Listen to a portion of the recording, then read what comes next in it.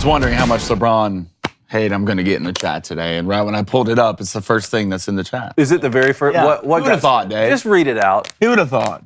Let me see. I believe it was Squid Pro Quo. Good morning, Boost Club. If this doesn't prove LeBronda is mid, I don't know what. He said LeBronda. So this is going to be fun, Dave. This is going to be fun. You seem a little bit extra excited this morning. I'm happy. Are you? Yeah, I'm happy. I'm pleased. You know, it's a good day. It's just a good day to have a great day. Is it? I would have been happy regardless, though. Would you have been this happy though? Yeah. This happy? Probably not. Yeah. But I called you last night. We were talking on the phone. Mm-hmm. You said the Nuggets are going to win this game, and that was when the Lakers were up by double digits. I just had a feeling. But I want to let you take today and say some things about LeBron James. You know, let's just get it off your chest. I am. Hear all about it. I'm going to. I think I'm going to. The Denver Nuggets sweep the LA Lakers, thank Jokic, as LeBron James contemplates retirement. The Carolina Hurricanes find themselves down 0-3 to the Florida Panthers, and Barrett Sallee of CBS Sports stops by to talk some college football. I'm Blaine Crain. Welcome to Crain and Company.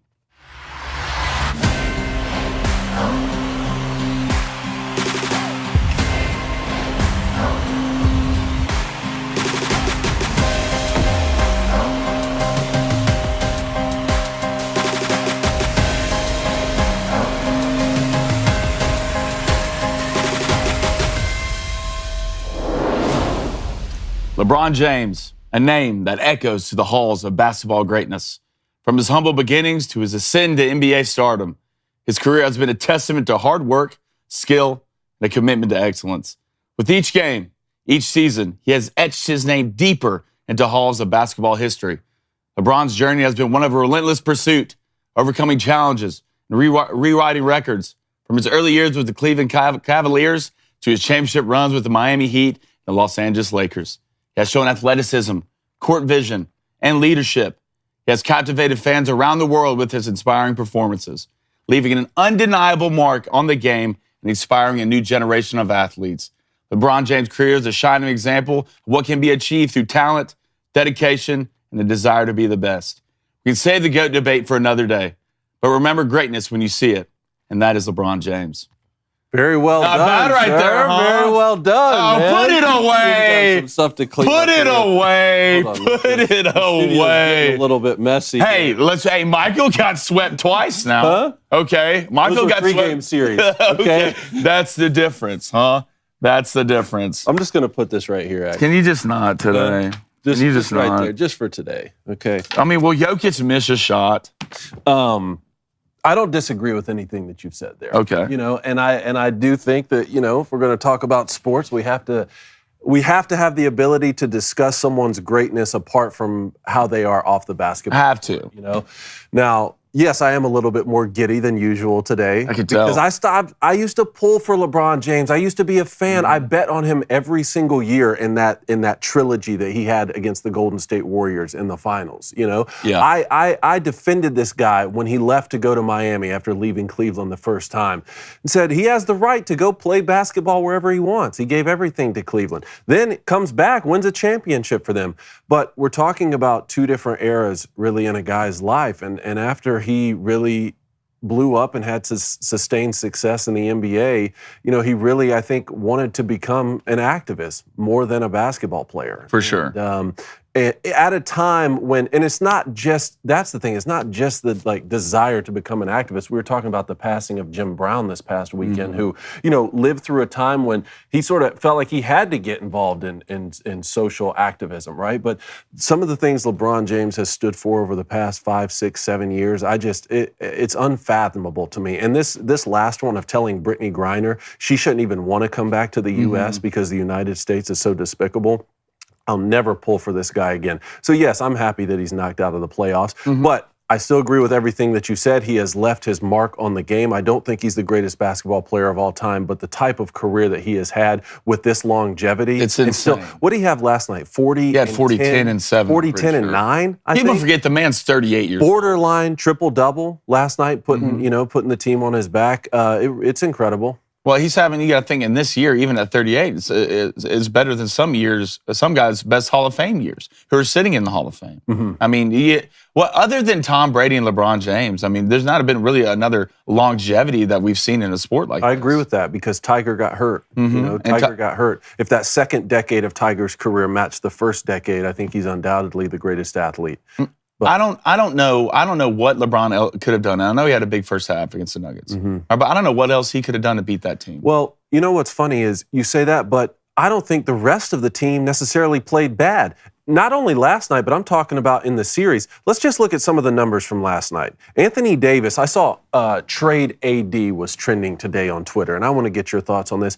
He still had 21 and 14. Mm-hmm. You know, it's not like he just had 6 points or something like that. And throughout the series, he was playing as well in the series as I think he was against Memphis and against the Golden State Warriors. So if you're LeBron James right now, and we saw him come out and say he is contemplating retirement and he has a lot of things to figure out. So I want to ask you, one, will LeBron James retire? Okay, which I think, I'm going to say no. I think he's going to come back. That was just sort of in the moment at the press conference. And then two, is it even more frustrating for the Lakers that they played well and couldn't beat this Nuggets team? Instead of saying, oh, well, we just didn't play well in a different series, we would get the better of them. Well, you got to think, one, this Nuggets team came in as the number one overall seed in the playoffs, the best team in the NBA. I believe the Lakers, came in as the 8 or 9 seed.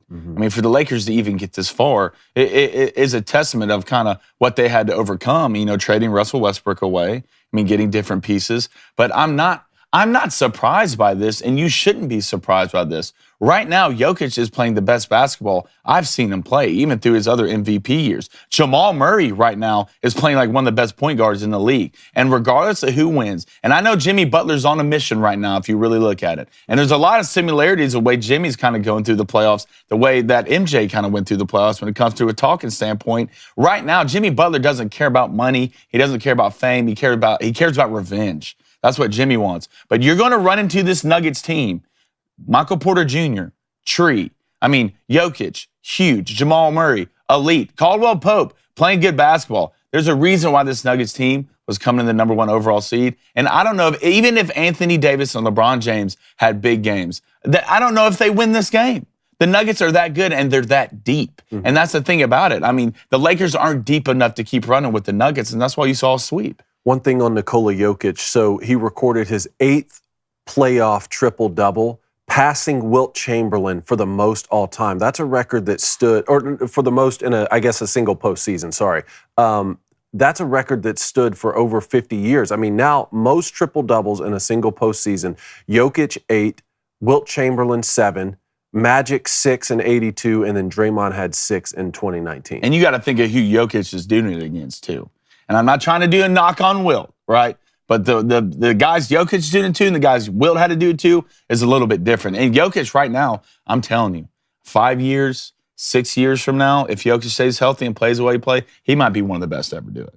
You really think so? I really think so. And or is he having a moment? I don't think so. We saw when it comes to the triple-double talk, remember Russell Westbrook was breaking triple-double records we thought would never be broken. And then even James Harden was doing it for a little bit. And you see those guys just aren't the same today as they were during those best seasons. That's how normal human beings are. It's not normal to do what LeBron James is doing. No, not at all. So how long do you think Jokic can sustain this? I think he can sustain it for a while. I think the way he plays, we've never heard of big injuries when it comes to Jokic in the first place. And the way he plays, one, he can shoot from the outside.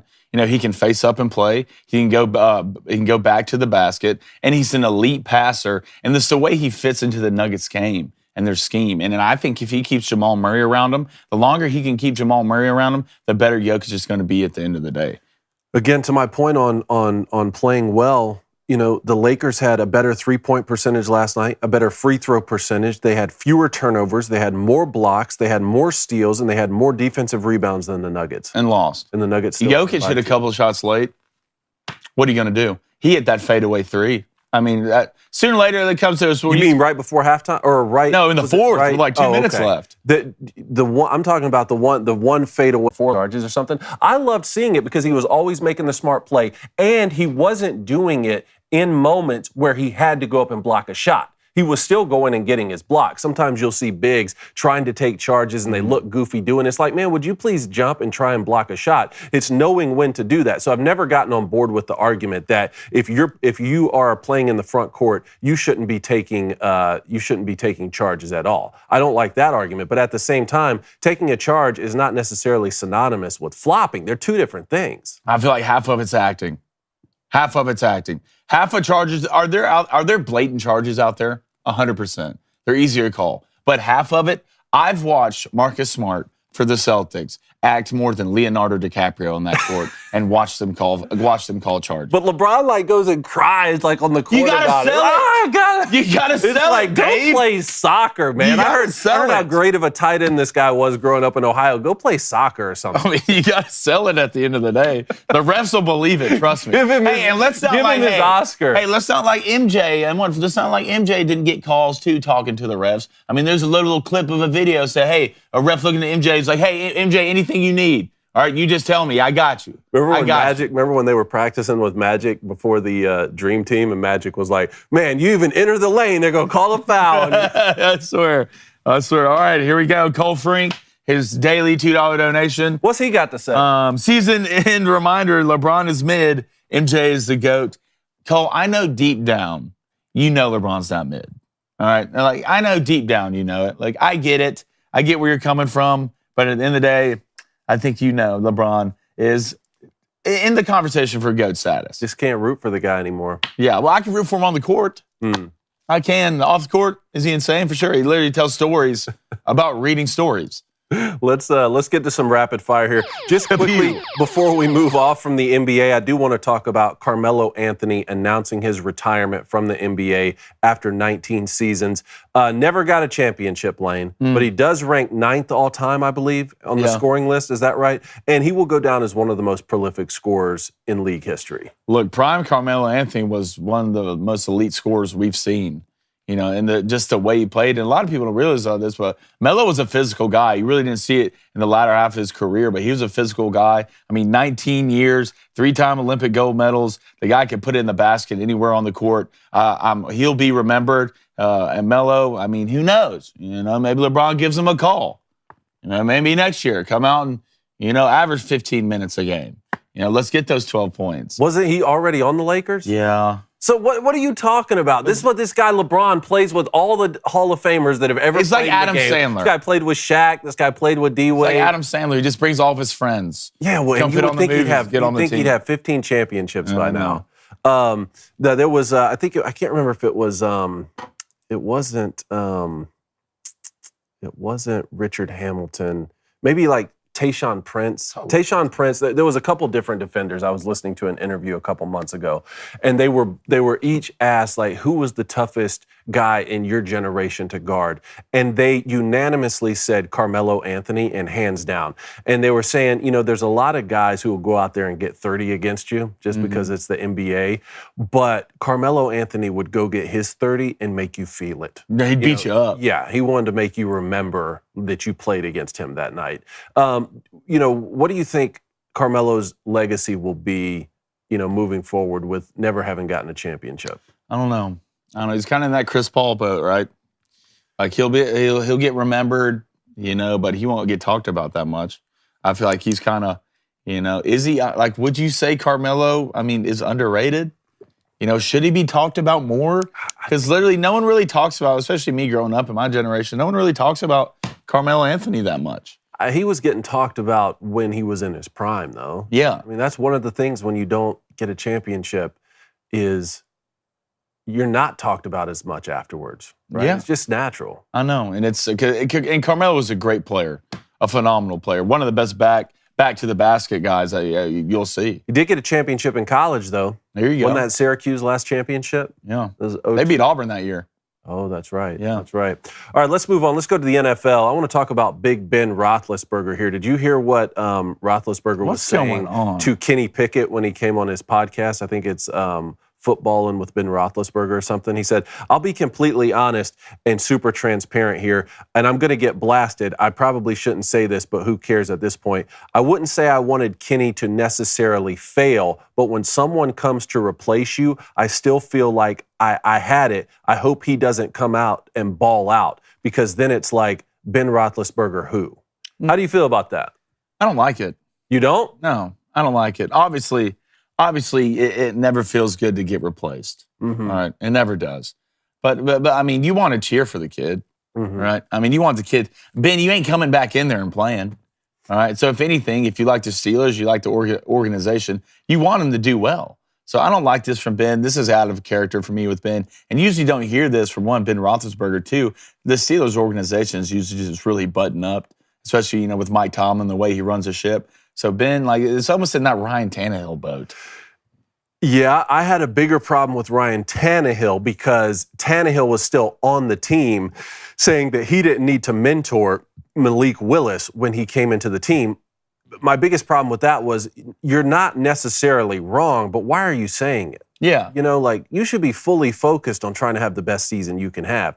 With the Ben Roethlisberger clip, it's funny you say it's out of character, because I read it and thought this is on brand for Ben Roethlisberger. Oh. This is the least surprising comment from Ben Roethlisberger, and it kind of is natural, right? It's kind of natural to not want the guy who comes after you to do better than you. Right? So if he said, I don't want Kenny Pickett to be a better quarterback for the Steelers than Ben Roethlisberger was, that's natural. To not want him to succeed at all, that's a little bit different. But I tell you what, while we may wish some guys feel differently than they do, I would rather him just tell the truth how he feels, than necessarily come out and pretend and just lie, especially now that he's not with the team anymore. You know what I mean? If Ben Roethlisberger was still the starting quarterback, the way that Ryan Tannehill was, and Kenny Pickett got drafted, again, you need to go up to the podium and play quarterback even when you're not playing quarterback on the field. But now he's retired. He has a podcast. I want to hear what the guy has to say. For sure. I just feel like this would be a great chance for Big Ben to mentor this kid, even when he's not on the team. And maybe that's what he's doing. I couldn't get the context here on if. He had Kenny Pickett on his podcast, so that's him bringing him on and just being honest with him. Maybe this is a mentorship play here. I hope so. At the end of the day. I really hope so, because I think Kenny's going to be good. Look, I don't think he's going to have a better career than Big Ben. No, I mean, obviously not. I think Ben deep down knows that. All right, but I mean, I can get it. Have your replacement. No one wants to get replaced when it comes to football, when it comes to life in general. So I was just a little surprised by this from Ben. Gotcha. I really was. Staying on the NFL and quarterbacks, the league did legalize the emergency third QB. Did you see what I'm talking about? Where you can have like a third quarterback on the roster. Like if two of them get, remember the 49ers situation when Purdy went down? Yeah. Christian McCaffrey's back there in the Wildcat. You need it. So I wouldn't mind having 5 of them on the roster. I don't think you ever need to walk out there without a quarterback. Right. It's just not. Especially like the higher in the levels you go. Like if you're in the NFL and you don't have a quarterback out there playing, you're going to get killed. All right, you're going to get killed. You saw it with the 49ers, and it was such a bummer to watch because the 49ers were so good. They were so good, and it was against the Eagles, correct? Yes. I'm pretty sure it was against the Eagles. We wanted to see that game, even with Brock Purdy going out, just to have a guy up there who can at least. It's not like MLB, all right, where if you don't have any pitchers, you can pull a guy from center field and he can come in and throw 96. It's not the same thing. So I'm fine with the NFL having as many quarterbacks on the roster as they want. All right, because at the end of the day, you got to have someone out there who can throw the football. So the rule applies only to quarterbacks who are on the team's 53-man roster. Practice squad players are not eligible to be emergency quarterbacks, not even if they are elevated for that week's game. That's interesting. But it allows a team to avoid counting the emergency quarterback as one of its active players on game day, a modest incentive for the teams that otherwise would have chosen to go into a game with only 2 available quarterbacks for like a special team situation or something like that. Remember, we had that too in college. It was like some guys can't travel this week because we have some injuries and we need to take a couple extra special team guys or a couple extra defensive players. Also, I think that third quarterback can't be used if one of your first 2 players are pulled for performance. They legitimately need to be. I completely understand. Right? So anyway, we'll have more on that soon. Let's move on to the NHL. because the Panthers and Hurricanes, another great game last night. So the Panthers at home here beat the Hurricanes 1-0. This time in regulation, this one didn't go to OT, but now the series is 3-0 with each of these 3 games being decided by 1 goal. I'm telling you, if you're a Canes, did you have the Canes in this series? What'd you have in this series? Canes. What? I'm watching this Panthers team. They just look better than them today. They do. I mean, they just look, right now, the Panthers look like the best team in the playoffs. And I can say that with confidence. I picked the Panthers to win it all. I think and what do we say about great teams? They can win in what? Multiple ways, whether that's 5-4 and 7 overtimes or 1-0 in regulation. I mean, they're fast. I love the way they play, their tempo. I like this Panthers team, and I think this is going to be, you can whip that broom out again if you want to, because I think it's going to be clean. Really? You think it's going to be a sweep? I think it's done. Man, after last night, it's looking that way. But then again, like I was saying, each of these these are 1-goal margin victories here. They can go either way. I mean, I'd love to see the Canes climb back in this thing, but let's just remember, let's go back a little bit. Panthers winning 7 games against the Boston Bruins. The best regular season hockey team we've ever seen. They win 4-3, which means they clinched on the road. They go face the Maple Leafs, who really a lot of people thought with how talented they are, especially in the offensive zone, the Maple Leafs could make a run this year. They did get out of the first round by beating the Lightning, but then they lose 4-1 to the Panthers. And now they've got the Canes on the ropes. I don't know. They're rolling through people. Yeah, it is. And now, we'll get to our Vegas and Dallas preview after we talk to Barrett Sallee. Trying to see what else I have here. Okay, Major League Baseball. So the Dodgers beat the Braves last night. Freddie Freeman coming back home got a standing ovation, which was great. Obviously the Dodgers put out some stuff late last night on this whole Pride initiative with drag queens and stuff. That is going to be what we lead with tomorrow. I really want to dive into this and just do a big segment, and we're going to have some surprises for people tomorrow on the show. But I did want to show another thing that happened in that game with Ozuna hitting the back of a catcher's helmet. And I just wanted to get your thoughts on this with all the baseball that you played. DJ, do we have that clip back there? So this was one, the Braves were actually up here 4-3 in the bottom of the 4th. Run this clip. This is Marcell Ozuna. He got the catcher pretty good on that. You see his bat go back? Yeah, that's not on Ozuna. Just said, I know, but that's not the first time you've done it. Okay, that's not the first time he's done it. And this, benches started clearing here. Look, you know me, all right? I'm all for bench and clearing brawls. Okay? I'm all for it, okay? But let me... Come on, man. That's a baseball swing. I mean, look, I don't know what prior events has happened to this. Ozuna hitting the catcher in the helmet. I don't know about that. But to me, that just looks like a baseball swing, buddy. I get it that Ozuna has problems and that he's kind of been a problem, especially off the field and stuff. But when I look at that, I see a guy swinging a baseball bat. You know, I don't know how you perfectly hit someone's head with your back turned if you're a baseball player. Now, I never played catcher. It was one of the positions in baseball that I never played. So I don't know if there's sort of like unofficial protocol. I can't remember ever like hitting a guy with just, one arm off the bat. So I don't know, like in all your years playing baseball, is this frowned upon, especially if this is multiple times you've hit you really never see it. I mean, you see a catcher reach his glove out more, all right, and it gets hit with a batter swing, more than you see a batter turn around, finish the swing, and hit a catcher in the helmet. And the first one would be interference on the catcher. But I don't know. If this is like a thing Ozuna has done multiple times, then it's something that you can look into, I get. Because it does get to a certain, when you're extending after your swing and you keep turning, sooner or later there's a gap there where, if you do go too far, you're going to hit something. All right, but you don't see it. It's not really a thing you would see from a batter trying to get at somebody to swing and hit a catcher in the head on purpose. I mean, name another time you've seen this. Well, I mean, I've seen it before. I mean, the glove especially. Yeah, the glove I've seen all the time. But, I mean, I've seen it before. I just haven't seen it.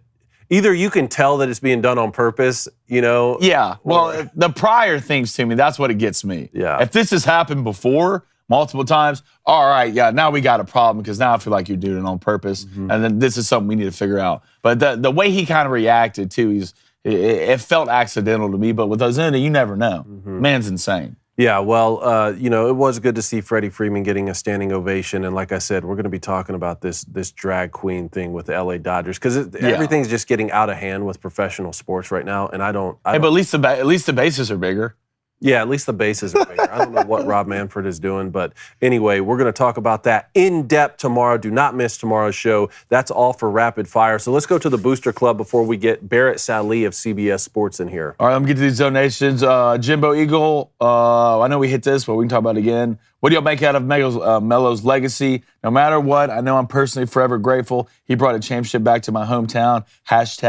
#Cuse mode. I figured we'd hear from Jimbo Eagle in there. Look, again, we were just talking about that. Like, what exactly is Carmelo's legacy moving forward? He's going to go down as one of the most prolific scorers in NBA history for sure. I don't know how much we can talk about his greatness in the playoffs with not having won a championship or anything like that.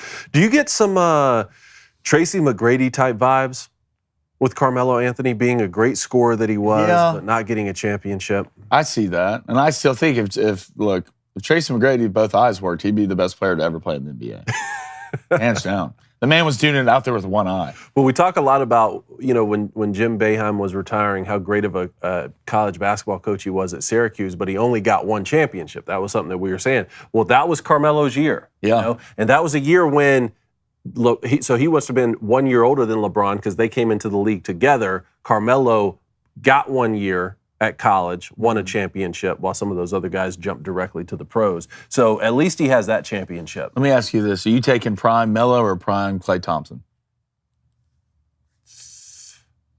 I'm taking, they play different positions, right? Yeah, I know, but Melo can play the two. I'll take Carmelo. You can take Melo, right? I'll take Carmelo. I would too. Yeah.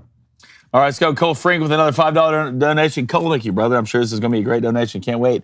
In all seriousness, LeBron is an amazing player. Oh, my goodness.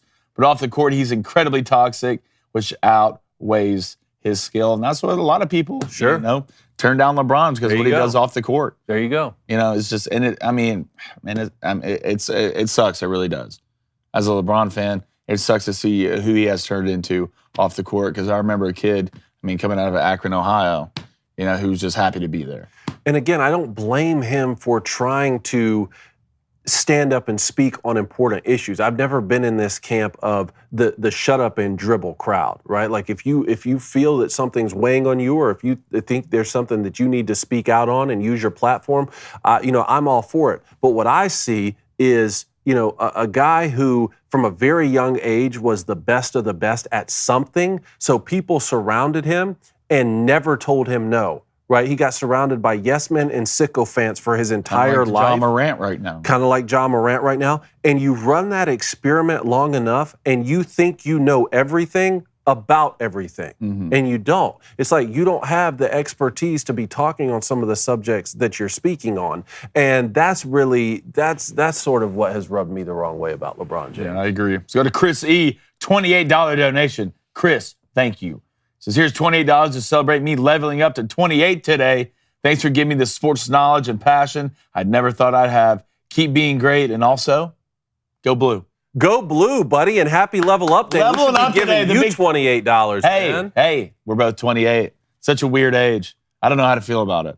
You know what? I feel great about it. You know what else I feel great about? Tell me, David. I feel great about Memorial Day coming up when the barbecue is going. And you know what? I'm not going to be that guy who has the people over for the barbecue. You better not be. And then the tank doesn't work. You better not. Right? Because I ran out of propane or something. So picture this, the perfect summer night. Imagine the warm breeze on your face as you lounge in your favorite chair. The grill is sizzling with juicy burgers. The aroma of food is just irresistible. Your mouth is watering, because my mouth is now watering as you wait to be cooked to perfection. Now imagine what this perfect summer night would look like if you went and turned on the grill and your propane tank is empty, all right? Oh! Do you have Hank Hill's personal cell phone number from King of the... No, you don't, all right? And you shouldn't need it because our friends at Cinch can come in clutch. Cinch is a propane tank grill delivery service, all right? They deliver propane tanks right to your door on your schedule and do not require any long-term commitments or subscriptions. Plus,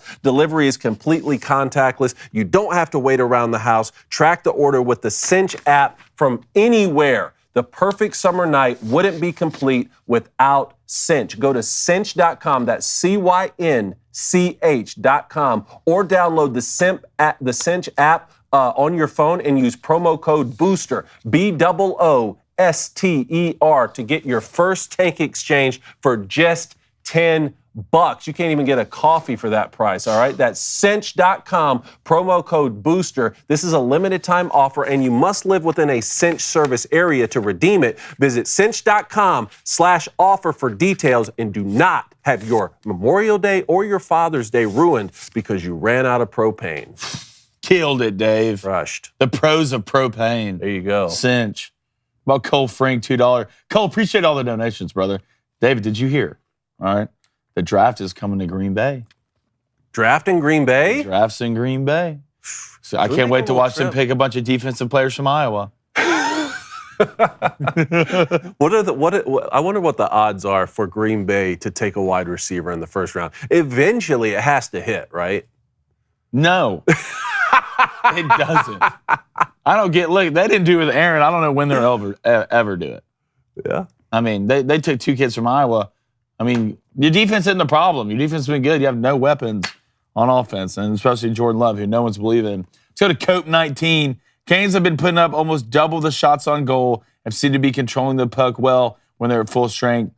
Bobrovsky is a monster, though. Who said that? That is Cope 19, coping with his feelings. Yeah, well, yeah. I mean, the guy had 32, was it straight saves last night? Mm-hmm. And that, I don't even know what the number was going back into the previous game. So, yes, of course he's a monster. So I'd like to know from him, ask him to reply back in the chat, does he think the Canes can climb out of this hole? Oh, God, it's just... Because it's not looking good. I wonder when's the last team chat? When's the last team in the hockey playoffs come down from 3-0? So we had Kirk. Remember, Kirk called in yesterday from Canada. That's right. Kirk called in yesterday and was saying that the Maple Leafs were the last one in the finals, but that three other playoff teams had done it, and I think he said the LA Kings did it in 2014. Canadians, man, you got to love them. Is that what he said? Mm-hmm. Yeah. I'm pretty sure you're right. So, yeah. Anyway, can we get our boy Barrett Sallee in here, please, from CBS Barrett! Sports? Where's Barrett Sallee? What's up, boys? How are you? There he goes. What's going on, man? How are you? Oh, I'm good. Last week of school, so it's like freaking December all over again. Trying to figure out who's going where, why, and how. How's the family? They are all over the place right now. When you start with the laugh, I feel you. I definitely feel you. I mean, we got our boy Jake here. We got him hitched and sent off to Paris, so no telling what he's over there doing. Probably eating some baguettes. I hope you know what he's doing. Yeah, no one really. He's over there just probably just talking ish to everybody. Oh, he's wearing a beret for sure. He probably won't even speak English when he gets back. Who knows? Is he coming back? Barrett, thanks so much for joining us, man. I want to start with a little bit of college football here. The University of Georgia, back-to-back champs. They send Stetson Bennett off to the NFL, to the Rams. They send their OC, Todd Monken, back to the Rams, which means Mike Bobo is going to come back and call plays for the Georgia Bulldogs, which I feel like he has done for most of my lifetime. And then half the Eagles defense, I feel like, or half the Bulldogs defense is starting for the Philadelphia Eagles now. Moving forward here with this schedule, we had the Oklahoma game switched out. We know the Bulldogs do not have a very difficult schedule. Do you see them moving forward and not only winning the East, but winning the SEC again and possibly even going 3 in a row for the three-peat? Yeah, I mean, I think with Bobo, like, Georgia fans hate him. I live down in Atlanta. Like, Georgia fans literally hate him. I know. Because of what he did, coach. And look, I don't think it's fair, right? Because you go back and look at what he did with Aaron Murray. Aaron Murray set records, right? Aaron Murray is, I believe, still the SEC's a career passing leader, right? And then when he left, Brian Schottenheimer comes in and the entire offense tanks and Mark Richt gets fired. And yet Mike Bobo gets all the blame for it. And, for stupid reasons. I mean, right, you guys are football guys. On 3rd and 20 in your own territory, you run a draw. You run a screen. You punt the football, and yet Georgia fans are like, oh, can't do that. Can't do that, Mike Bobo. Look, I think he'll be fine. I think with the new quarterback, it's going to be a little different, but I think Kirby said it best. And Nick says the same things at Alabama. He's like, the Georgia offense is the Georgia offense. Don't need to worry about anything changing. It's going to be the same ideas. I think they might open things up a little bit because you guys know leading receiver last year, Brock Bowers, Ladd McConkey, number 2, Kenny McIntosh, number 3. Only one of those guys is an actual wide receiver. You bring in Dominic Lovett, you bring in Ra Thomas. Those are 2 studs. Those are 2 dudes, right? And so I think they want to fix the issues that existed with Todd Monken, not because of Todd Monken, but because last year was last year. Bringing in some wide receivers is going to probably open it up a little bit more. And they tried to do that with Kyrus Jackson and some other guys as well. And now Ladd's got some running mates. So I think that'll suit them well. Look, and again, we're talking about the Georgia offense, right? Just don't screw things up. If you don't screw things up, you'll be just fine. Well, you're talking about Alabama there. We saw Jalen Milroe and Ty Simpson in the spring game. You know, you got new OC there and Tommy Rees coming down, and now they brought in one of his old quarterbacks and Tyler Buchner coming down from Notre Dame through the transfer portal. You know, how do you think this is going to go for Alabama? Because it's been, 4 quarterbacks in a row essentially with Jalen Hurts and Tua and Mac Jones and Bryce Young of having one of the most elite, play callers in the country under center. Nick Saban doesn't have that again this year. Do you think the defense is going to be strengthened and he'll lean on that the way he did in years past? Or do you think one of these quarterbacks can step up and really show out this season? You mentioned 4 names that stand out. Jalen Hurts, Tua Tagovailoa, Mac Jones, and Bryce Young. Any one of those guys on the roster? No. They play on Sundays now. They play on Sundays now. And these 3 dudes are not any of those guys. And so I think the Tyler Buchner hype comes in and, he was former Notre Dame starter and he had such a great bowl game. And he's basically, though, in reality, Bo Nix 2.0, where you're going to get great play, you're going to get awful play, and there's nothing in between, right? But I think when it comes to Tyler Buchner, I think people forget, like, Tommy Rees didn't want him at Notre Dame, right? Mm-hmm. Like, they brought in Hartman when Tommy Rees was still the offensive coordinator at Notre Dame. Yeah. So, it's like, okay, yeah, he's probably the best of some average options. Cool, that's fine. But it's not like Tommy Rees brought him in because Tommy Rees was in love with him. Mm-hmm. It's because he was the best of some average options. So, look, I think in this specific year, okay, yeah, it might be a little easier to do what Tommy Rees wants to do and what Buchner excels at, which is be a little more ball controlled. Don't air things all over. Thank you, Siri, for answering questions I didn't ask. But I think when it's different. He wants to run the football. He wants to play ground and pound, and he doesn't want to play this screen game that Bill O'Brien was just in love with. So I think to that end, yeah, they might be able to rely on defense a little bit more because that's just sort of how this offense and how this new scheme is going to look. But is Tyler Buchner a national championship quarterback? I don't think so. And, I know Alabama fans point, well, Stetson Bennett, look what he did. I mean, Stetson Bennett's actually really good. Like, Stetson Bennett's an NFL quarterback for a reason, right? And I don't think Tyler Buchner, and for that matter, Jalen Milroe or Ty Simpson are either. Yeah. So it's going to be different. Like, I think what Alabama needs to happen for them to win the SEC West is everything to sort of get muddy, right? Everything to sort of get, all kinds of chaotic and tiebreakers come into play because it's just not going to be a national championship caliber team. Yeah, and LSU will come to them in Tuscaloosa, so that will help. And I agree with you on all those points. I mean, Georgia fans or Alabama fans can say, well, Stetson Bennett had those great defenses on Georgia's team, but Stetson Bennett won a couple of those games. I mean, he was a gunslinger down the stretch. He won the national championship. I mean, he would step back there and sling it. Yeah, in the Indianapolis game, I guess it was 2022, but 2021 season.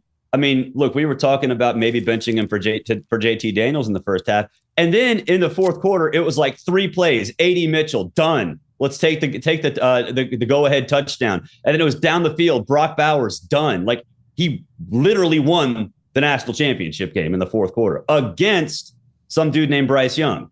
So, I don't think any of these 3 guys in Alabama's roster could do that.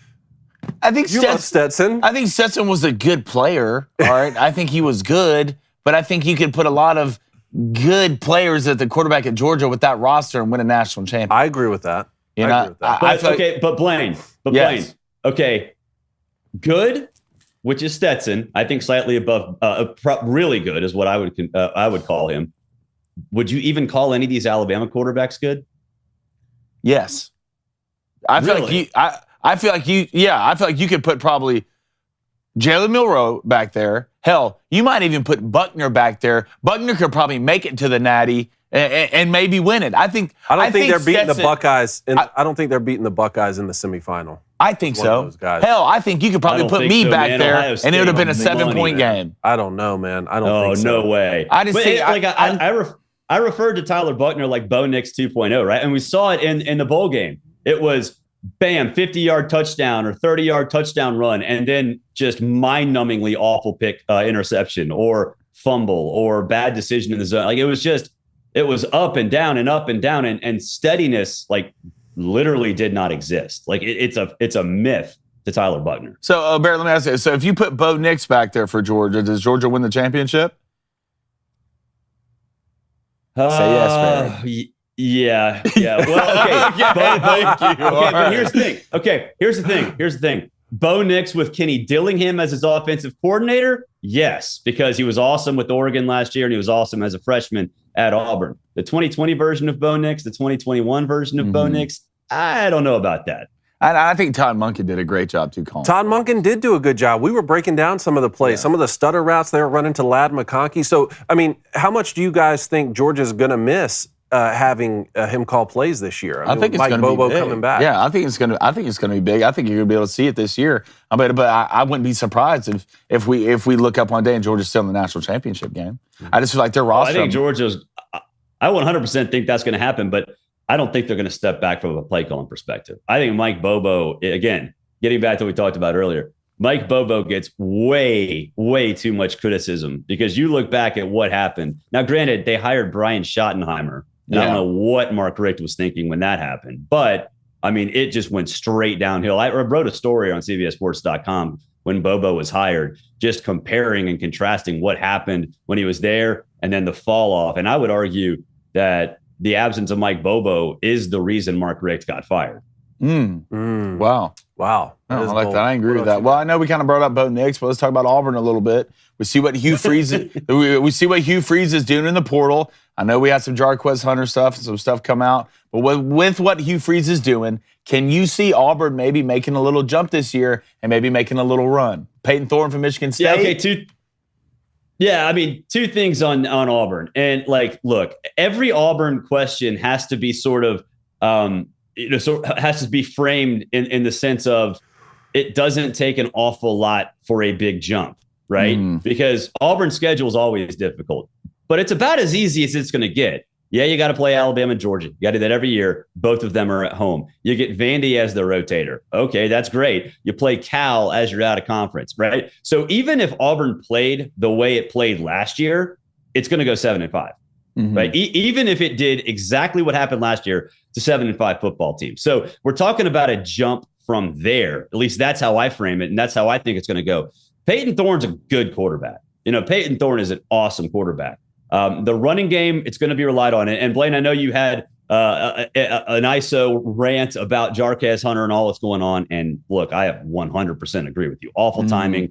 But Jarquez Hunter, if he comes back, I mean, look, you need to have a vice president or an assistant coach of common sense at every, not only football program, every NFL program, every corporation. Like, Lord knows there'd be a lot of work for a VP of common sense in the corporate world right now. But I think with Jarquez Hunter, if he plays and plays well, he'll be fine.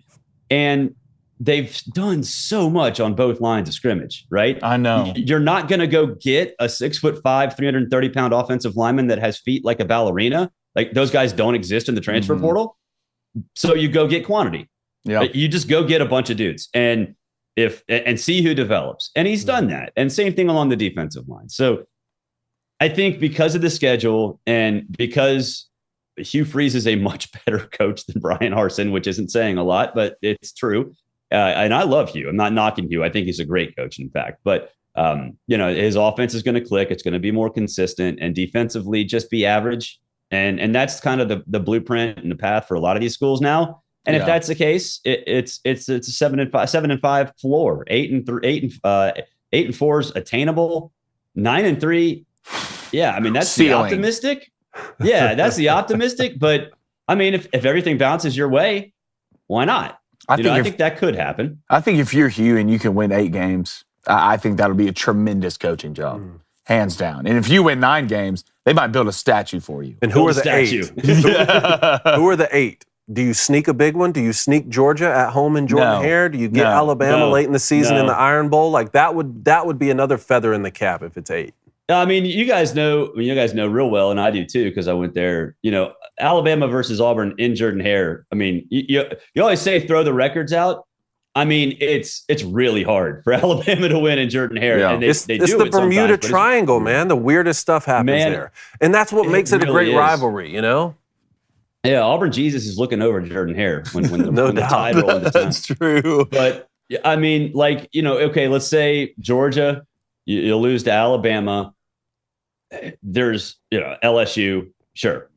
Everything else is attainable. I'd say Ole Miss is kind of that swing game, right? Where you're like, Ole Miss, they can light it up. Auburn's defense, we don't know what we're going to get. But, you beat Ole Miss. I think 9-3 is in the cards. And that's a fun narrative there, man, where Hugh Freeze came from and Lane Kiffin was going to take the job and then stayed at Ole Miss. I can't wait for that one. What else the chat got over there? All right, we had a question here. Who do you have right now out of the 4 teams that are going to join the Big 12 having the most success in their first year?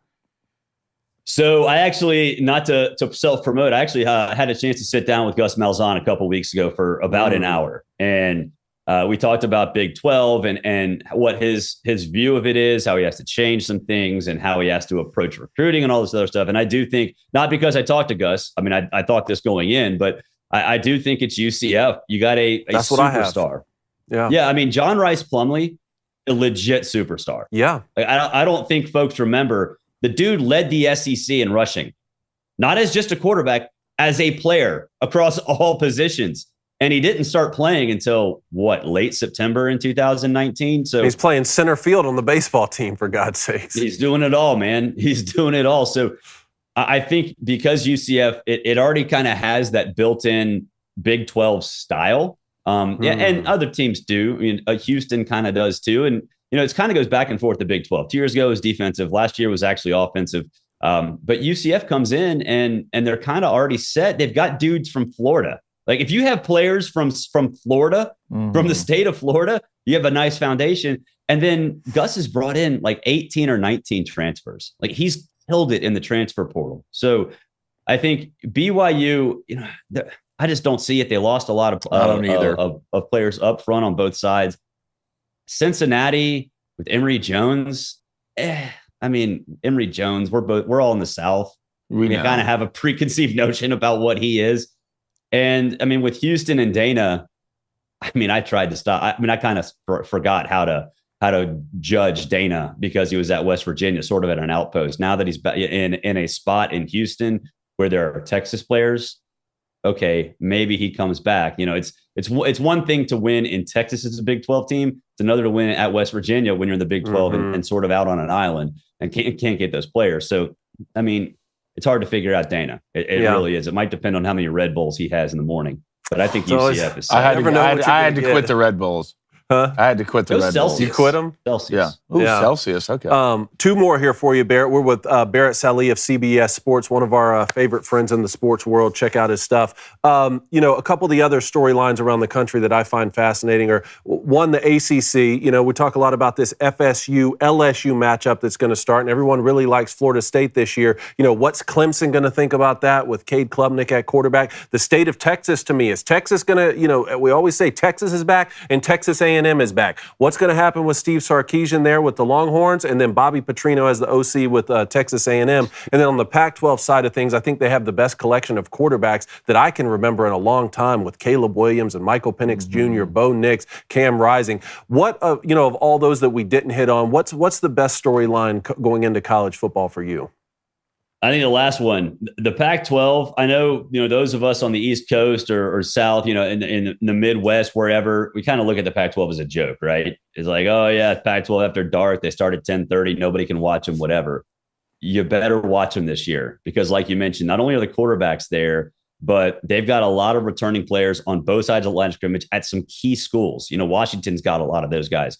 Oregon, okay, maybe a little bit, sort of lacking in the offensive line perspective, but they've still got players coming in. That's one thing that Mario Cristobal left Dan Lanning with, is a lot of dudes on the offensive line, sort of that SEC style. USC is going to be part of it. Defensively, who knows? But Caleb's Caleb. We all know that. You didn't even mention Jaden DeLoria. There's a lot of other guys. You got Dion, right? I mean, on top of all the great quarterbacks, you get Dion too. And his son playing quarterback. Yeah. Yeah. I mean, I don't think Colorado's going to be much, but it's the Pac-12. If there's a one-loss Pac-12 champion and a one-loss ACC champion and a one-loss Big 12 champion, the Pac-12 is so good that it might actually get the benefit of the doubt over both of those conferences in terms of the playoff. Yeah, I agree with you. I mean, we'd have to see how the specifics shake out, but it could be that way because of the quality of players they're returning. Last one, Barrett, I want to go to Major League Baseball, the Atlanta Braves. Yes. Leading the NL East right now. Talk to me how you're feeling. Tough loss to the Dodgers last night, but maybe we can still get the series. Yeah, I mean, the pitching matchups do favor the Braves, but I mean, the pitching staff as a whole, like, I hate bullpen games. Like this weekend when we started, we had a bullpen game. Like, look, I get it. You have to. The injuries are there, but my goodness, like, it's just so frustrating. But with that said, everything else is cooking except Michael Harris. So I think right now, the Dodgers, even though the pitching matchups favor the Braves this year, I think the Dodgers will get the series. I think right now the Dodgers are actually the better team just because of where the personnel is. And then Michael Harris has got to pick it up. I mean, that guy, do you let him work through it, or do you send him down and put somebody else out there? I don't know the answer, to be honest with you. So, being disappointed that the Braves are probably the third best team in Major League Baseball is a good place to be, because I was born in 1980. I lived through the 80s. I was a season ticket holder in the 80s. So being disappointed that we're the third best team in Major League Baseball is a good place to be. Take that all day. I hope y'all lose every game against Freddie Freeman. I hope y'all lose every game. I hope y'all lose every game. Barrett, don't let him bring down your day. He's a Yankees fan. Has anybody pulled the knife out of Freddie Freeman's back yet, or is it still in there? Golly, I mean, it's not Freddie's fault. It's not Freddie's fault, and it's not the Braves' fault. It's his agent's fault. Yeah, you liking that trade? You liking that trade right now? Matt Olson for Freddie Freeman? Yeah. Yeah. I mean, well, Matt's like one of those things where, like, he's up and down, up and down, up and down. When he's on, man, he's fantastic. I mean, Freddie is always Mr. Consistent, but I think it's fine, especially for the value, right? Like, you have to factor in money. For sure. I mean, I'd rather play Matt. I'd rather have Matt Olson and for long term than Freddie. And their age, when you're talking about the length of the contract he was wanting to. But anyway, Barrett Sallee, thank you so much for joining us, man. I know you have a lot going on, not only in the mornings when you have your show, but with everything with the family and stuff. So thanks for joining us. My pleasure, guys. Dad life calls the last week of school, man. It's been chaotic. Yeah, man. All right. Well, thanks so much. We'll talk to you again soon, all right? Appreciate it, Barrett. See you, buddy. Absolutely.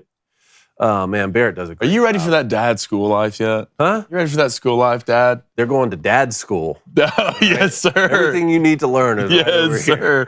Absolutely. What's the Booster Club saying? Let's get to Ryan Gade, $5 donation. He wants everybody to know that Anthony Davis is dead to him. You're facing elimination and can't get 3 more points to hit my parlay.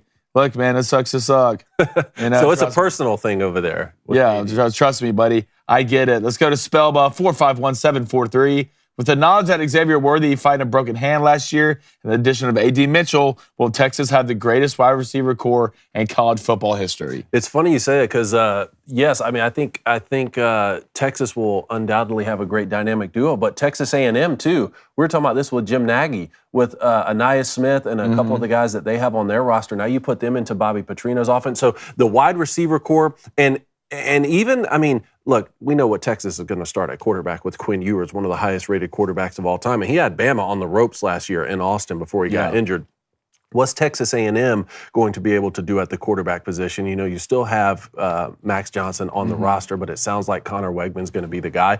I want all of those wide receivers we're talking about in the state of Texas to be able to shine and to get the best balls thrown to them. So, I don't know. That's why I was asking Barrett. I mean, just the whole state of Texas right now is fascinating to me with the quality of football they're able to play. I still think that receiving core Bama had it might be the best. It was like Jerry Jeudy, Ruggs. I don't know if Amari was there. Waddle. Devontae Smith was on the tail end of that, I think. Yeah, but I think the other one, and a lot of people want to say the LSU team. You had Jamar Chase, Justin Jefferson, Terrence Marshall Jr. Was it Thaddeus Moss on that team? Yeah, Randy Moss's kid.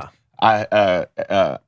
Edwards Kalair running Clyde back. Edwards-Helaire, it's a lot of things we could say. There's a lot of great team. All right, where do you think Oklahoma and Texas will stand in the SEC for their first season? Their first season? I think they'll do pretty well. I know Jake talks a lot about, Texas and Oklahoma need to come in and get ready, and they're not going to win the SEC for their first 3 years.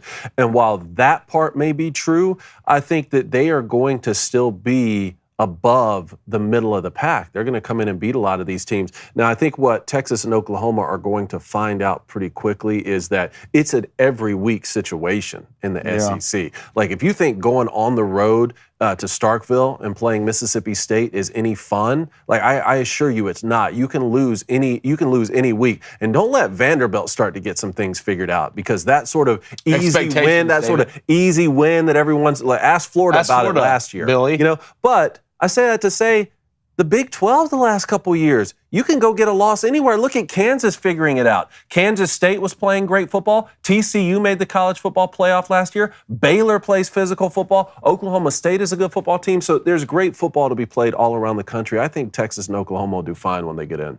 Okay, let's go to Stephen Moore, the man who's always right. He says, I just wish Olsen had a better batting average. His OBP solid. You knew that when he was coming in. You knew that Matt Olson would not have as high a batting average as Freddie Freeman. You knew he wouldn't be as consistent, right? You were hoping that he would hit some more home runs, and that for the value you were getting, and when you're paying other guys on the team like Acuna and like Ozuna still on the squad, and Albies and some of these other guys, that they would be able to pick up the slack, Austin Riley and the like. So I think the Braves are still in a good position, and look, they're trying to make the most of getting rid of the guy who was their franchise player.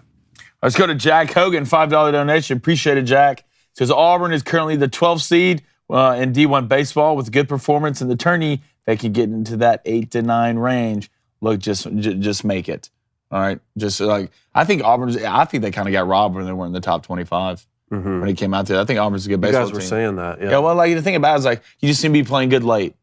It's just like basketball. Right, when you're about to come into the tournament, especially the conference tournaments, just play good late. You can have an above-average season, come in the conference tournament, start playing extremely well, and hell, who knows? Remember that North Carolina run when they lost to Kansas? All right, they didn't have a phenomenal regular season, got in the ACC tournament, started getting hot. Next thing you know, they're playing for the championship in NCAA basketball. So I think Auburn will be fine. We'll just see. Look, when it comes to college baseball, to me, how good's your bullpen? Yeah. I think that's what it comes down to. That's fair enough. I want to move on to our Top 5 Tuesday list, but before I do, I want to tell the people about our candles. We have candles for sale now. Right now, we got a Crain & Company candle, we got a Get Off My Lawn candle, and we got a Flaming Dragon candle coming soon. So what you need to do is go to dailywire.com, /shop, I believe? dailywire.com/shop, even though I know there's not a single person listening right now who didn't already buy our candles a week ago. Yeah, of course. But I'm thinking maybe they already burnt through them in that time, and maybe they're ready to re-up. I think it's time. How could you not go get a Crain & Company candle now? Right? Give it to your wife, give it to your daughter, give it to your mom. It's a perfect gift. Use it for yourself. The scent, the ambiance of your house with Crain & Company. That's what you need to do. And it smells delicious. You know what I mean? It smells so good. Do it. Do it right now. All right, Top 5 Tuesday. You and I put together a couple Top 5 lists here. What is this? Greatest NBA playoff performances of all time. You want to go first? I believe you're up. Huh? I'm up first? Yeah, I see all yours right. up there. Well, I'm going to start at number 5 here. I'm going to start with Sir Charles Barkley. Okay. All right. Sir Charles, which is terrible. Sir Charles had a couple playoff performances that could have been on there. He almost had the first ever, quadruple double in the playoffs, I believe. But I'm going to go with Barkley's 56 points that he had. This was 1994. 1994, a series against Chris Webber and the Golden State Warriors. When don't do that. Don't do that. This is not time to be making fun of Michigan on the show, all right? Golden State Warriors. Charles Barkley had 56 on 74% shooting. It's pretty good. He's the only player ever to have a 50-point game in the playoffs and over 70% on his field goal. Charles didn't win a championship, did he? No. No. He's really good, though. He was good. round mound a rebound, Sir Charles. Let's move on to number 4. We talked about this one before. Elgin Baylor in 1962 had 61 and 25. How do you feel about that stat line? Yeah, that's pretty good. I mean, 61 and 25. Think about me, is how tired are you after that basketball game? Oh, you're feeling. You're dead. I mean, you'll have to drag me off. And it was against the Celtics. Yeah. 1962, Game 5, NBA Finals against the Celtics. He was the first player to ever break 60 points in a postseason game. All right, let's go to number 3. Wilt, another 56-point performance. This is Wilt the Stilt Chamberlain, but he had 56 with 35 rebounds and 1 assist. So his total stat line was 92. Guys. His total stat line was 92 points, rebounds, assists. I can't believe he didn't have any blocks in there. That's ridiculous. That's like 56 and 35. Jokic, I had to have something. Perspective the other day, I saw Nikola Jokic's stat line of points, rebounds, assists over 53 and a half, and I was taking the over. I was like, oh, that's great. That's perfect. 53 and a half. 92 for Wilt Chamberlain. What do you think Wilt's like points, assists, like everything combined? What do you think like the bet would be? Oh, it'd have to be 70s? in the 80s. High 70s, 80s? low 80s. This guy. Can you imagine? Can you imagine watching? We're thinking what Jokic is doing is ridiculous right now. Can you imagine watching someone getting 56 and 30? It's like against children. You're bullying kids out there. Oh, man. Look, there were a lot of great performances. There were some from Bill Russell with the 30-40. I don't know who's on your list. I got Billy on there. Okay, good. Well, I'm going to get to my top 2 here. Look, I got to talk about MJ's 63. For sure. That he had. Now, that was against the Celtics, and that was one that he did get swept. That was 3 straight losses. But in Game 2, when Jordan went to Boston Garden and he put up 63 points, which is the most ever for a playoff game in NBA history. Larry Legend said that wasn't Michael Jordan playing against us. That was God disguised as Michael Jordan. So when you have that, you're on the list. What a compliment. And I was going to put that as number 1, right? But Jordan lost that game. And it's not just about the most points for me. I'm actually going to go with Magic in 1980. Fresh in the league, has to fill in for center. Has to play center for Kareem Abdul-Jabbar. All right, Magic has 42 points, 15 boards, and 7 assists. I believe that's the way it was. And this was to clinch the series, all right, to win the finals, and he won finals MVP. So when you're doing that to win the finals, I got to put that as the greatest. Who was he going against? Like who was the center for the other team? I don't know. Yeah, see, that's what I think that's amazing. I think he played every position throughout the game. Okay. It was like Braun. Kind of. It was kind of like Braun. Dave, that's a phenomenal list. You like that list? That's a really what do you good have list. over there? Go and pull up my list. Plains, top 5 NBA performances. Oh. Speaking of 5, little Bill Russell actually. The 30-40, there it is. 1962. Okay. Look, 30 points. That's great. Phenomenal. You have 40 rebounds. 40 rebounds. You have 40 rebounds. I don't even know how you do that. You're basically touching the goal with both hands, standing at middle court. I believe that game was I believe it was a game 7. I believe it was a game 7-2. Bill Russell, an absolute machine. He's always in the GOAT. I think that was in the series with the Elgin Baylor. I think so. Wasn't that the same? I think that was game 7 too to seal the series. Mm-hmm. Then give me Hakeem, Elijah Wan, 49, 25, and 7. Congratulations. You're the best player to ever walk on the court on that basketball. And they lost that game. And lost. Imagine going 49, 25, and 7. Can you imagine sitting in the locker room? Like, I did my part. After the game, say, look, guys, look, I'm not saying it's y'all's fault, but it's definitely y'all's fault. We lost this game. Okay? It's definitely y'all's fault. And, of course, I have to have my boy Braun on there. All right? 25 straight points. All right, I believe it was against the Pistons. Remember that Pistons squad was good. Hamilton, Tayshaun Prince, Rasheed Wallace, Ben Wallace, Chauncey the Boy Billups. I remember that. I mean, that was an absolute squad. Scored 25 straight points to finish the game. Brought it into overtime. Ended up winning overtime. Hit a jumper, 2-handed slam. Just LeBron in his young days. Wait, so the Cavs did win that game? Yeah, they won that game. Oh, okay, yeah. I remember that one. Mm-hmm. Then number 2. Wilt, the 92. You got to have it on there. It's just one of the greatest performances of all time. Wilt Chamberlain was absolutely different. Then your boy MJ. Even in a loss, I had it at 1. When someone gives you the compliment of calling you God, I mean, I'm sorry, but I have to put you at number one. And especially if it's Larry Bird, who's an absolute savage. All right, if Larry Bird's out here paying you respect with a compliment like that, then I will sit here. Look, I'm not too big of a man to say that Jordan's, the number 2 best player ever to play. Okay, that's big of you. That's mighty big. I can do that, but give me Jordan with the 63 and the 86. Wow, good. You're learning, man. But imagine putting up 63 against that Celtics team in an era when they weren't as obsessed with scoring points as they are now, where the rules are changed. Well, let me ask you this, okay? Did you see a little difference in the playoffs? From the regular season? From a referee standpoint of calling fouls? 1, yes, but 2, I don't watch as much regular season basketball anymore, man. The NBA has turned me off, so I've mostly only been watching the playoffs. And yes, I did notice a difference. I'll tell you what, I noticed so much of a difference, especially from the past couple seasons. There were a couple times, even throughout each round of the playoffs, first, second, and even these conference finals, where I said, how is that not a foul? And they're not calling them. They're letting the guys play. So it's getting awfully physical. Dude, it was the difference in the regular season calling to the playoffs.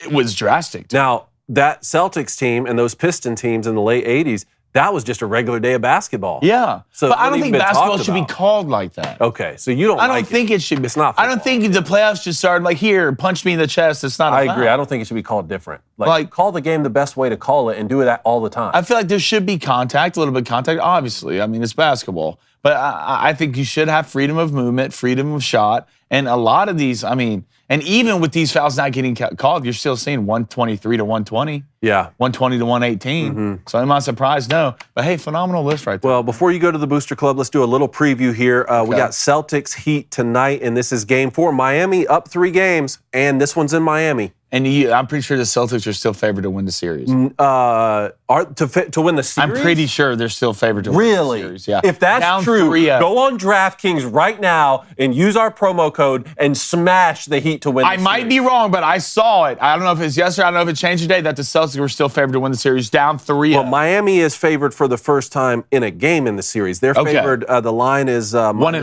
1.5 Miami. I mean, why would you not take the Heat? Look, I'm telling you, like Jimmy Buckets right now, it's different with him right now. I don't think the man reminds you of the Joker from Batman. All right. Right now, he just wants to see the NBA burn. Mm-hmm. All right. You saw what he was doing to Al Horford, the T, what he was saying, the smart. Like he's on a different level right now. It's not about the fame or the money or anything like that. It's about revenge. And there's nothing more dangerous than a man on a mission for revenge. Here's what worries me about that. If it were just a talent problem for the Celtics and the Heat were just better than them, fine, great. Let's move on and get the finals underway. The Celtics are more than talented enough to win this series and certainly to play in this series, and make it competitive.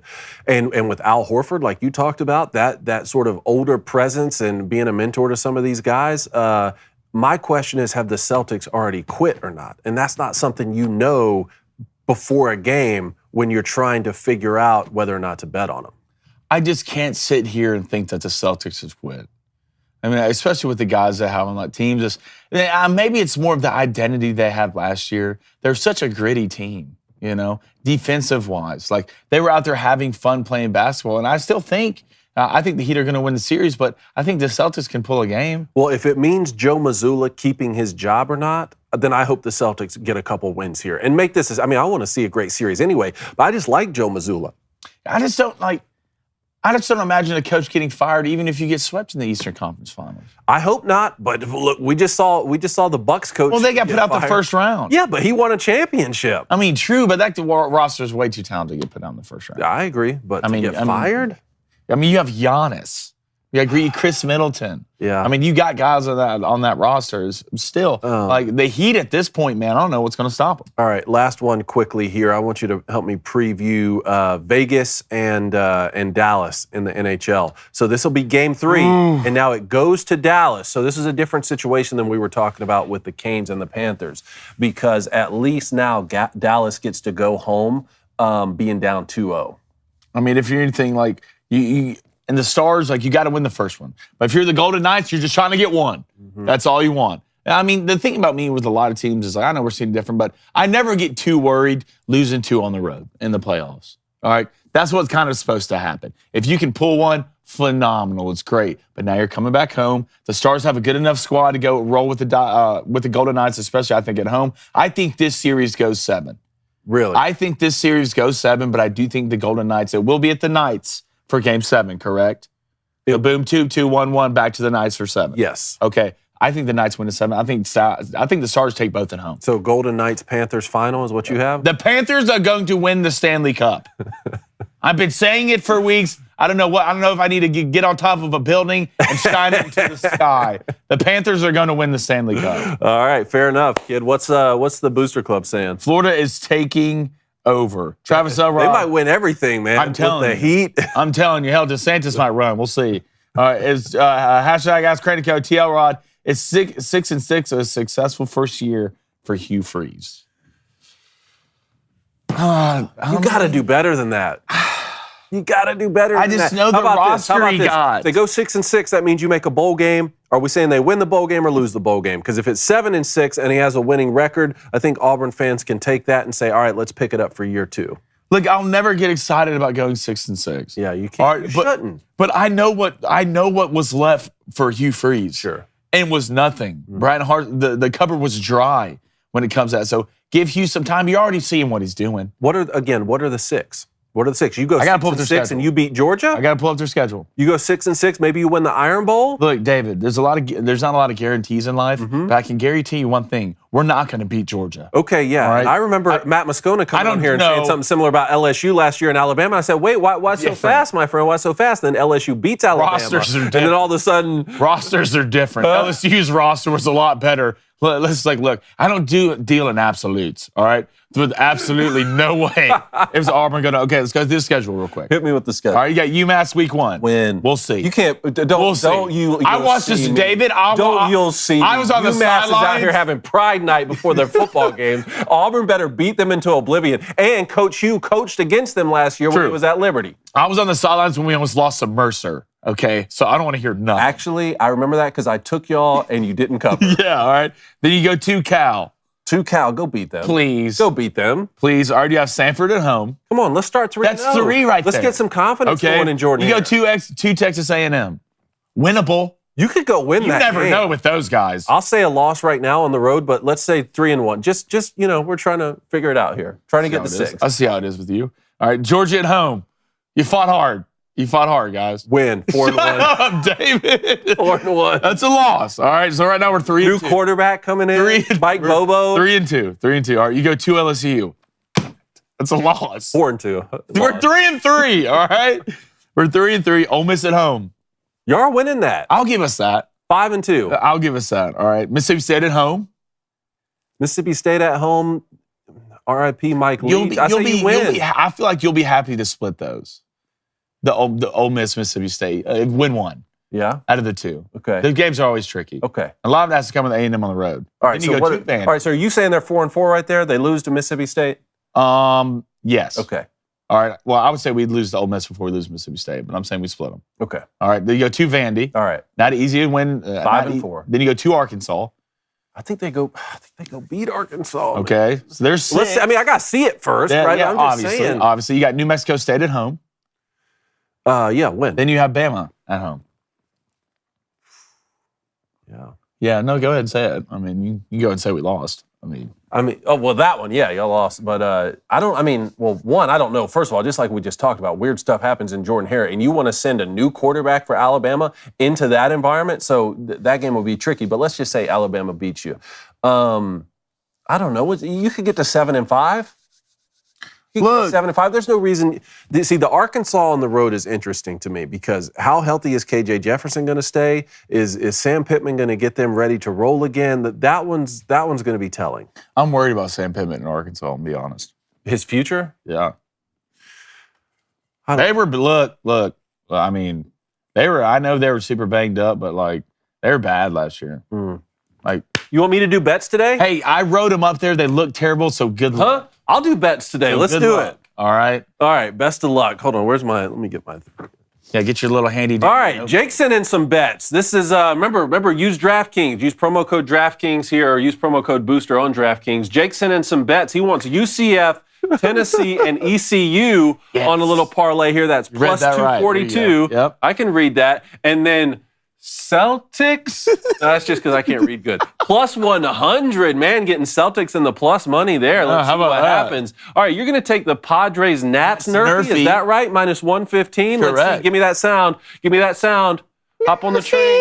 Nerfy train, baby. And then Yankees. Orioles, man, that's ugly. Nerfy. I ran out of room to put it in there. Minus 1. Yeah, I see you ran out of room. You left this gap right here. Yeah, I know. But hey, you know what? You're leading the month. You can do what you want. Yep. Stars money line for the kid here. Let's do it. Minus 140. And then White Sox. I want the White Sox and Cleveland Nerfy, but I also want Dylan Cease to have at least 5 Ks. I love which that. I think, hey, let's go shove for a little bit. That's plus 155, you know? Now, I wouldn't take the White Sox to win. They're not really doing a lot of that.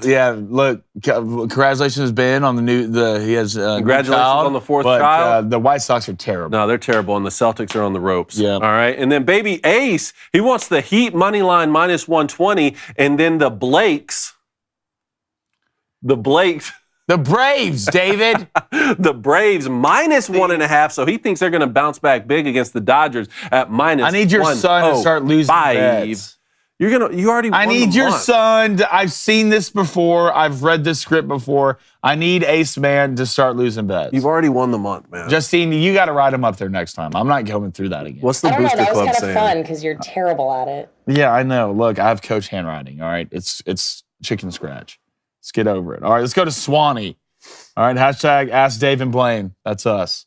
All right. Who's your horse for the SEC tournament in Hoover? Hashtag Go Daggers. Do you like LSU? I mean, how can you not like LSU? I like LSU, but or is he saying Auburn Tigers or LSU? No, LSU. Go Tigers. I mean, Missouri at this point, how many Tigers are in the SEC? A lot. I mean, if anything, I'm going to go. What about Arkansas? I mean, you can't go wrong with that. I mean, you can't go wrong with that with Arkansas. I like that LSU baseball team, though, but I might take Arkansas just to be a little different. I mean, you know? Florida's really good. LSU just won the women's championship. They got, there's a lot of good stuff in Baton Rouge. Hey, a lot of softball going on, too, right now. Mm-hmm. Have you watched any of it? No. Yeah, me neither. Let's go to Travis Arwell one more time. Actually, I take that back. We watched some on Jake's bachelor party, didn't we? It was on one of the screens. Yeah, I watched Auburn play against South Carolina in the bottom. We watched that game together. Great. He says, what is more unbreakable record in baseball?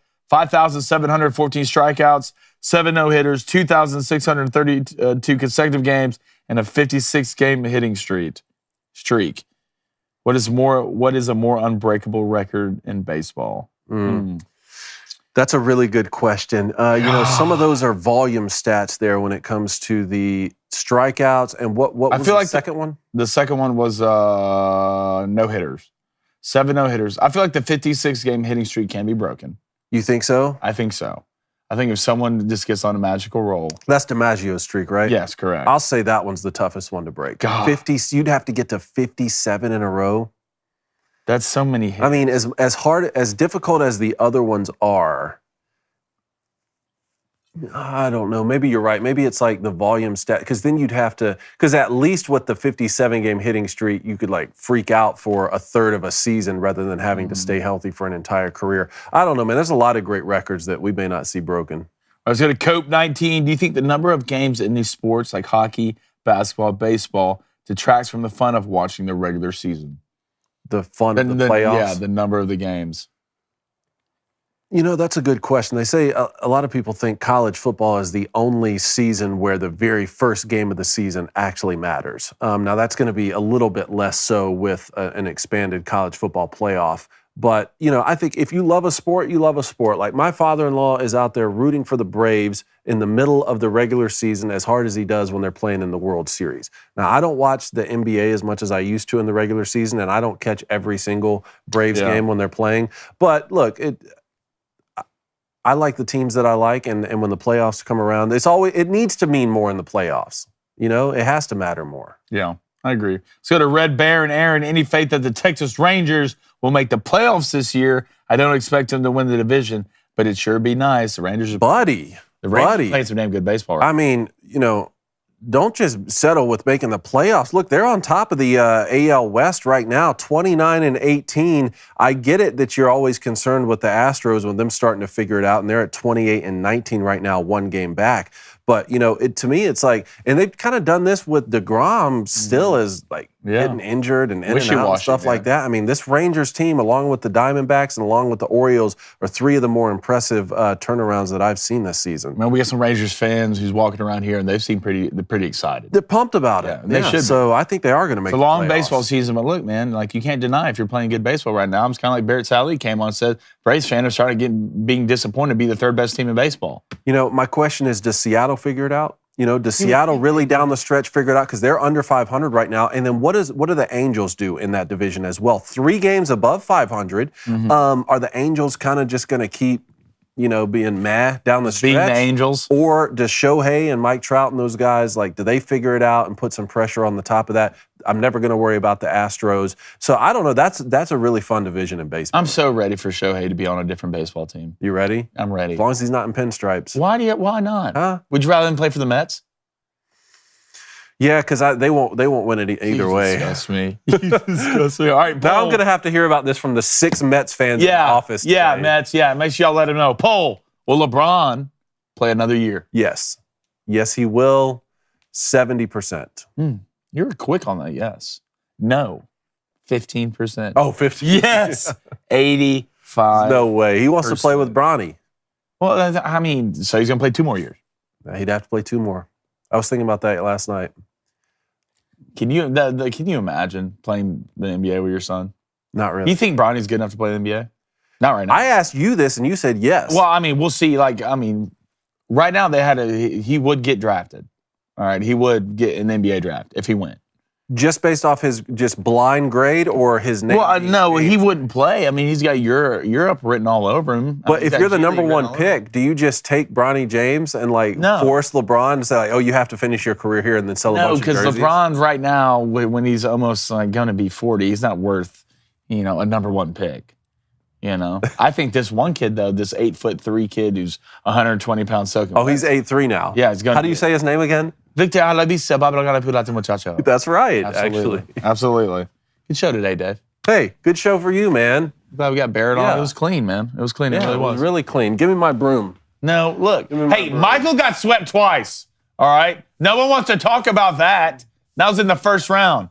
Couldn't get out of the first round without Scottie Pippen. Thank y'all so much for joining us. Make sure you check us out tomorrow. We're going to be talking about this LA Dodgers situation. I don't know why professional sports can't figure it out. You want me to sign off today? Yes, or do you want to sign off? You got it. Well, I just wanted to say, like the chances of LeBron James, playing any more basketball this season, we're gone.